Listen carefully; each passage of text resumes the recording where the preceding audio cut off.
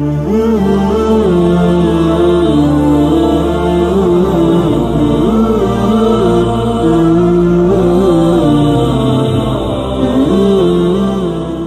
علیکم ورحمۃ اللہ وبرکاتہ۔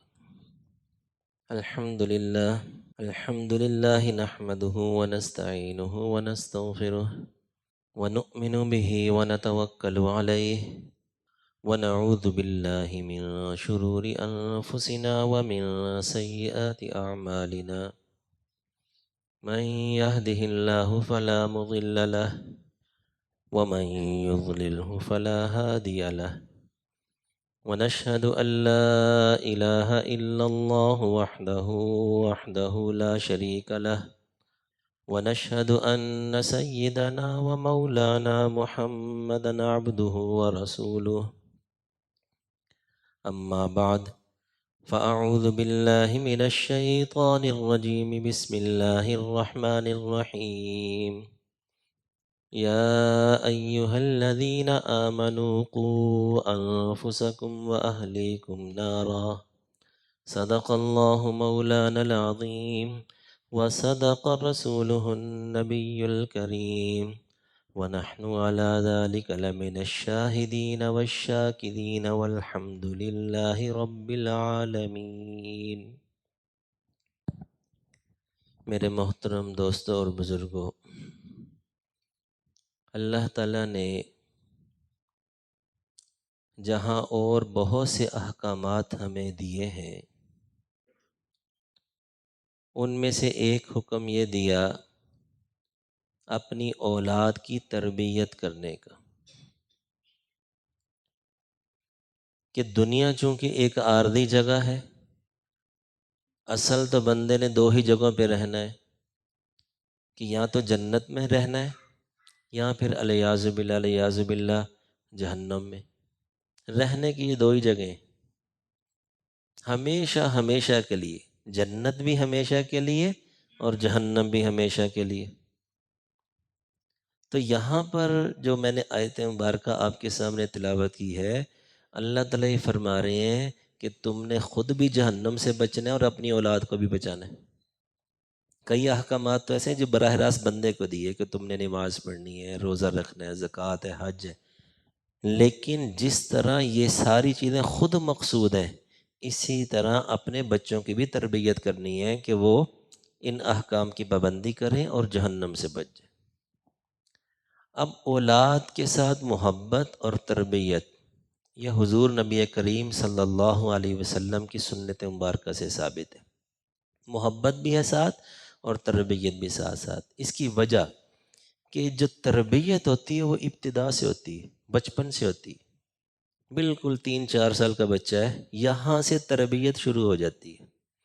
اس کی وجہ یہ ہے کہ یہ ہوتی کچی عمر، اور دیکھیے کہ جس درخت کو آپ نے پروان چڑھانا ہے، اوپر تک لے کر جانا ہے، کیا کرتے ہیں؟ ایک مشاہدے کی بات ہے، اس کے ساتھ سہارا لگا دیتے ہیں، کوئی بانس لگا دیتے ہیں، کوئی سیدھی چھڑی لگا دیتے ہیں۔ اب کیا ہوتا ہے کہ وہ پودا تو ابھی کچا ہے، تو وہ پھر آہستہ آہستہ وہ بڑھنا شروع ہو جاتا ہے، وہ سیدھا جائے گا۔ جو کچے درخت کی ابتدا میں جیسے آپ نے اس کو ڈھال دیا، وہ ویسا ہی ڈھل جائے گا، وہ بالکل سیدھا جائے گا۔ تو یہ جو عمر ہوتی ہے بچپن کی، یہ کچی عمر ہوتی ہے۔ جو عادتیں ابھی پڑ گئیں وہ عمر اس بڑے ہونے تک وہی پڑی رہیں گی، اچھی ہیں تو اچھی ہیں، بری ہیں تو بری ہیں۔ اور یہ جو تربیت آپ صلی اللہ علیہ وسلم کر کے دکھا رہے ہیں، بالکل بچپن سے بچوں کی کر کے دکھا رہے ہیں، محبت بھی اور تربیت بھی۔ محبت بھی اس طرح اولاد کو دی کہ ایسا نہ ہو کہ باپ جو ہے نا گھر میں جائے اور جناب کوئی بچہ کدھر جا رہا ہے، کوئی کدھر چارپائی کے نیچے ہے، کوئی کہیں چھپ رہا ہے، کہ پتہ چلے کہ گھر میں کون آگے اللہ معاف کرے، پتہ نہیں کون جابر ظالم بندہ داخل ہو گیا کہ اولاد جناب دائیں بائیں بھاگ رہی ہے۔ ایسا بھی نہیں ہونا چاہیے، بلکہ اولاد سے اس طرح کی محبت ملتی ہے آپ علیہ السلام سے کہ جیسے ایک مقناطیس ہوتا ہے نا، مقناطیس میں کشش ہوتی ہے، تو گویا کہ باپ کی مثال ایسی ہے کہ اس میں کشش ہونی چاہیے کہ اولاد اس کی طرف کھینچی چلی ہے۔ تربیت تو پھر ہوگی نا جب یہ محبت آپ اولاد کو دیں گے۔ دیکھیے کہ ہمارے ہاں کیا ہوتا ہے کہ افراط و تفریط، کہ محبت کے اندر ہی بگاڑ دیتے ہیں، ایسی محبت دی کہ بچوں کو بگاڑ کے رکھ دیا، یہ بھی غلط ہے۔ اور جناب اس طرح سے والد کا رویہ گھر میں ہو کہ اولاد قریب ہی نہ ہے، یہ بھی غلط ہے۔ بلکہ ایک روایت میں آتا ہے جس کا مفہوم یہ ہے کہ آپ علیہ السلام ہر فاطمہ رضی اللہ تعالیٰ کے گھر کے باہر آئے اور آپ علیہ السلام نے آواز دی، حضرت حسن یا حضرت حسین کسی کو آواز دی اور وہ بھاگے چلے آئے، وہ بھاگے، حضرت فاطمہ رضی اللہ تعالیٰ نے پکڑ لیا کہ اس کا منہ صاف کر دوں، کوئی کپڑے تبدیل کر دوں، جیسے ماں کا ہوتا ہے کہ باہر جانا ہے تو کوئی کپڑے صاف ہوں، کوئی منہ صاف ہو۔ تو اب وہ پکڑنا چاہ رہی تھیں، ہر حسن جو ہے نا دائیں بائیں سے ہو کے نکل گئے اور سیدھے جا کے باہر گیا۔ آپ علیہ السلام نے ایسے بازو پھیلائے ہوئے تھے، حضرت حسن نے بازو پھیلائے، حدیث میں آتا ہے دونوں ایک دوسرے سے چمٹ گئے۔ یعنی کہ یہ ایک انداز تھا محبت کا کہ حضور آواز دے رہے ہیں تو کس طرح لپ کے بھاگے چلے آ رہے ہیں۔ اسی طرح ایک حدیث میں آتا ہے جس کا مفہوم ہے کہ آپ علیہ السلام ممبر پر خطبہ دے رہے تھے۔ اب دیکھیے کہ ممبر پر خطبہ دینا کتنا اہم معاملہ ہوتا ہے کہ مسجد نبوی کا ممبر ہے اور کتنی اہم بات آپ علیہ السلام ارشاد فرما رہے ہوں گے۔ اب خطبے کے دوران کیا حکم ہے کہ بالکل سنجیدگی سے بیٹھنا چاہیے، خشوع و خضوع سے بیٹھنا چاہیے۔ جس طرح نماز کے اندر بندہ خشوع و خضوع سے اختیار کرتا ہے، اسی طرح خطبے کے دوران بھی خشوع و خضوع کا حکم ہے۔ تو خطبہ تو یہ اس کے حکم ہے، اتنی سنجیدگی سے اور خشوع و خضوع سے سننا چاہیے۔ اور یہاں پر کیا ہو رہا ہے کہ خطبے کے دوران دیکھا کہ حضرت حسن جو ہے نا مسجد میں داخل ہوئے تو آپ علیہ السلام ممبر سے اترے اور ان کو جا کے اٹھا لیا اور اپنی گود میں بٹھا لیا۔ اب یہاں پر کیا سکھایا جا رہا ہے؟ اب دیکھیے کہ ویسے تو اب جو عربوں کا معاشرہ تھا نا، عرب حضرات، ان میں ویسے ہی ذرا سختی زیادہ ہوتی تھی، سختی ان کی طبیعت کے اندر زیادہ تھی، تو عام طور سے اس طرح اولاد کے ساتھ اتنا رکھ رکھو، اتنی محبت نہیں کرتے تھے وہ۔ بلکہ ایک حدیث میں آتا ہے ایک مرتبہ آپ علیہ السلام نے حضرت حسن رضی اللہ تعالیٰ کو بوسہ لیا، چوما ان کو، تو وہ پاس ایک صحابی بیٹھے ہوئے تھے غالباً جن کا نام ہے حضرت اقرا بن حابس رضی اللہ تعالیٰ، تو انہوں نے کہا یا رسول اللہ میرے 10 بیٹے ہیں، میں نے تو آج تک کسی کا بوسہ نہیں لیا، کسی کو نہیں چوما، تو آپ یہ چھوٹا بچہ اور چھوٹے بچوں کو چوم رہے ہیں؟ تو آپ علیہ السلام نے فرمایا کہ جو رحم نہیں کرتا اس پر بھی رحم نہیں کیا جاتا، تیرے دل میں رحم ہی نہیں بچوں کے بارے میں۔ تو گویا کہ جب محبت دیں گے بچوں کو تو پھر عقیدت پیدا ہوگی، جب عقیدت پیدا ہوگی اس سے پھر تربیت ہوتی ہے۔ تو محبت دینا بھی ضروری ہے، لیکن محبت کے ساتھ کیا ہونا چاہیے؟ تربیت۔ جیسے ایک مرتبہ حضرت حسن رضی اللہ تعالیٰ عنہ، انہوں نے کوئی کھجور میں اور کوئی تھال کے اندر کھجوریں رکھی ہوئی تھیں، تو ایک کھجور اٹھا کے وہ کھانے لگے، تو آپ علیہ السلام فوراً جو ہے نا تنبیہ کی کہ کخ کخ، یہ کخ کخ عربی میں کہتے ہیں جیسے ہم کہتے ہیں نا تھو تھو، چھوٹے بچے کو یعنی کوئی چیز باہر نکالنے کو تھو تھو کہتے ہیں، تو عربی میں کہتے ہیں کخ کخ۔ تو آپ نے فرمایا کہ یہ کھجور باہر نکالو، کخ کخ، اما علمت انا لا ناخذ الصدقہ، کہ تمہیں معلوم نہیں کہ صدقے کا مال ہمارے لیے حلال نہیں ہے۔ اب بالکل چھوٹے بچے ہیں، اور چھوٹے، اب دیکھیں 3-4 سال کا بچہ ہے اور اس کی یہاں سے یہ تربیت ہو رہی کہ غلط لقمہ بھی پیٹ میں نہیں جانا چاہیے۔ اور ہمیں کیا بتلایا جا رہا ہے کہ اولاد کے پیٹ میں غلط لقمہ نہ جائے، کوئی ناجائز مال کا لقمہ نہ جائے۔ یہ بچہ ہے، اسی نہیں بننا ہے۔ اگر غلط اس کی نشو نما کر دی، غلط پانی دے دیا، غلط اس کو جو ہے نا خوراک دے دی، تو اس کی نشو نما ٹھیک نہیں ہوگی۔ تو چھوٹا بچہ تو یہ بھی نہیں ہے کہ حرام کا مال ہے تو چھوٹے کے لیے کوئی نہیں، کون سا مکلف ہے، نہیں، بلکہ اس کو تھو تھو کروایا کہ باہر نکالو۔ تو گویا کہ کوئی غلط چیز ہے، ناجائز چیز ہے، تو وہ بچے کے پیٹ میں بھی نہیں جانی چاہیے۔ تو یہاں سے دیکھیے یہ جو ٹوکن ہے نا، ٹوکنا، یہ ابتدا سے ہی ہے۔ آج کل تو ایک ٹرینڈ بن گیا ہے نا کہ بچوں کو ٹوکتے ہی نہیں ہے، پتہ نہیں یہ کون سی محبت ہے، جو مرضی کرتے رہیں ان کو ٹوکنا ہی نہیں ہے۔ یہ بالکل غلط ہے، شریعت کے خلاف ہے، اسوہ حسنہ کے خلاف ہے کہ بچوں کو ٹوکنا ہی نہیں ہے۔ بھئی محبت بھی کرنی ہے، جہاں ٹوکنے کا موقع ہے ان کو ٹوکنا بھی ہے، یہی تو سکھانا ہے ان کو۔ ابتدا یہ جو 3-4 سال کی عمر ہے یہ سکھانے کی عمر ہے۔ ایک مرتبہ حضرت حسن رضی اللہ تعالیٰ عنہ کی روایت ہے غالباً، جس کا مفہوم یہ ہے کہ بلکہ حضرت سلمہ رضی اللہ تعالیٰ عنہ، حضرت سلمہ رضی اللہ تعالیٰ عنہ یہ آپ علیہ السلام کے سوتیلے بیٹے تھے، حضرت ام سلمہ رضی اللہ تعالیٰ عنہ جن سے بعد میں آپ علیہ السلام نے نکاح کیا، تو ان کے پہلے شوہر کی یہ اولاد تھی، جن کو ابو سلمہ مشہور صحابی ہیں، دونوں ہجرتیں کی انہوں نے، ہجرت حبشہ بھی، ہجرت مدینہ بھی۔ تو ہر سلمہ رضی اللہ تعالیٰ عنہ یہ سوتیلے بیٹے تھے، تو یہ فرماتے ہیں کہ ایک مرتبہ جو ہے نا یہ کھانا کھا رہے تھے آپ علیہ السلام کے ساتھ بیٹھ کر، کھانا کھا رہے تھے، تو یہ جو ہے نا برتن میں ہاتھ گھما رہے تھے، کبھی یہاں سے لے رہے ہیں، کبھی وہاں سے، کبھی وہاں سے، کبھی وہاں سے۔ تو آپ علیہ السلام نے اس پر ٹوکا کہ سم اللہ تعالیٰ، کہ بسم اللہ پڑھو، اور کل بیمینک، دائیں ہاتھ سے کھاؤ، وکل مما یلیک، اور اپنے سامنے سے کھاؤ۔ اپنے بچوں کا تو کام ہوتا ہے نا ایسے گھماتے ہیں ہاتھ، چھوٹا بچہ، ہم کہتے ہیں چھوٹا بچہ ہے، بھئی چھوٹا بچہ اتنا شعور اس میں ہے کہ سمجھائیں گے تو سمجھ بھی جائے گا۔ تو آپ فرما رہے ہیں اپنے سامنے سے کھاؤ۔ اسی طرح ایک صحابی ہے اکراش بن زویب رضی اللہ تعالیٰ عنہ، وہ کہتے ہیں کہ میں کھانا کھا رہا تھا آپ علیہ السلام کے ساتھ بیٹھ کے، تو وہ بھی ایسے ہی کہ کبھی دائیں سے بائیں سے، پورے برتن میں کہتے ہیں میرا ہاتھ گھوم رہا تھا۔ تو حضور نے فرمایا کل من موضع واحد، کل من موضع واحد، ایک جگہ سے کھاؤ۔ تو کہتے میں نے پھر ایک جگہ سے ہی کھانا شروع کر دیا۔ اب وہ دیکھیں کہ یہ چھوٹوں بچوں کی، کہ حضرت حسن حضرت حسین رضی اللہ تعالیٰ عنہما، ان سے جو حدیثیں مروی ہیں، آپ علیہ السلام کا جب وصال ہوا تو ان کی عمر کتنی، 6 یا 7 سال کی آتی ہے، 6-7 سال کی عمر ہے، ایک کی 6 سال، ایک کی 7 سال ہے جب حضور کا وصال ہو رہا ہے۔ لیکن ان سے بھی کتنی حدیثیں مروی ہیں، وہ جو بچپن میں جو تربیت کی تھی وہ باتیں یاد ہیں، اور وہ بعد میں روایت کر رہے ہیں کہ ایک موقع پر ہم نے ایسا کیا تو حضور نے ایسا فرمایا، ہم یہ کر رہے تھے حضور نے اسے منع فرمایا۔ تو یہ چھوٹے چھوٹے دیکھیے کہ بچے ہیں صحابہ کرام اور وہ روایت کر رہے ہیں۔ تو یہ کہہ رہے ہیں کہ میں نے پھر جو ہے ایک ہی جگہ سے کھانا شروع کر دیا۔ تو کہتے ہیں کہ بعد میں جو ہے نا تھال کے اندر کھجوریں آئیں، اور کھجوریں تھیں وہ طرح طرح کی۔ اب لازم بات ہے کہ مختلف انواع کھجوریں ہوتے ہیں، جو حضرات ماشاءاللہ جاتے رہتے ہیں حرمین شریفین، وہاں دیکھا ہوگا کہ وہ طرح طرح کی کھجوریں ہیں، کوئی سکری ہے، کوئی مبروم ہے، تو کوئی کلمی ہے، ہر ایک کا ذائقہ مختلف ہے، رنگ مختلف ہے۔ تو تھال کے اندر مختلف قسم کی کھجوریں رکھی ہوئی تھیں۔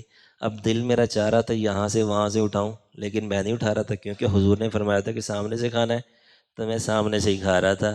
جب حضور نے دیکھا تو آپ نے فرمایا کہ اے اکراش کل من حیث شئت، کل من حیث شئت فإنہ غیر لون واحد، کہ اب تم جہاں سے چاہو اٹھا کے کھا لو، چونکہ یہ ایک قسم کی چیز نہیں ہے مختلف قسم کی کھجوریں۔ تو گویا کہ جب مختلف قسم کی چیز ہو تو پھر برتن میں دائیں بائیں ہاتھ سے چن بھی سکتے ہیں۔ تو دیکھیے کہ یہ کیا ہے کہ بالکل چھوٹے چھوٹے صحابہ کرام ہیں، تو آپ صلی اللہ علیہ وسلم ان کو ٹوک رہے ہیں۔ اگر کوئی صحیح بات ہے تو حوصلہ افزائی کر رہے ہیں، اگر کوئی غلط چیز ہے تو اس کو ٹوک رہے ہیں۔ تو یہ بچپن میں ہی تربیت کرنی ہوتی ہے۔ ہم تو بچپن میں آزاد چھوڑ دیتے ہیں، کہ بچپن میں ایسا آزاد چھوڑ دیا کہ جیسے مرضی اس کی تربیت ہوگی، وہ بڑا بھی کوئی آ رہا ہے تو اس کو بھی تھپڑ مار رہا ہے۔ یہ ہم نے خود دیکھا کہ کئی جگہوں پہ ایسا جانا ہوا کہ جناب بچہ ہے، اس کی 6-7-8 سال عمر ہے، اور وہ جناب وہ تھپڑ مار رہا ہے، وہ بڑوں کو بھی تھپڑ مار رہا ہے۔ تو جناب میں ایک جگہ پہ گیا تو مجھے تو اپنی عزت بچانے مشکل ہو گئی، میں نے کہا یار مجھے بھی تھپڑ مار دے کہ کیا عزت رہے گی، کہ وہ ہر ایک کو تو ماری جا رہا ہے۔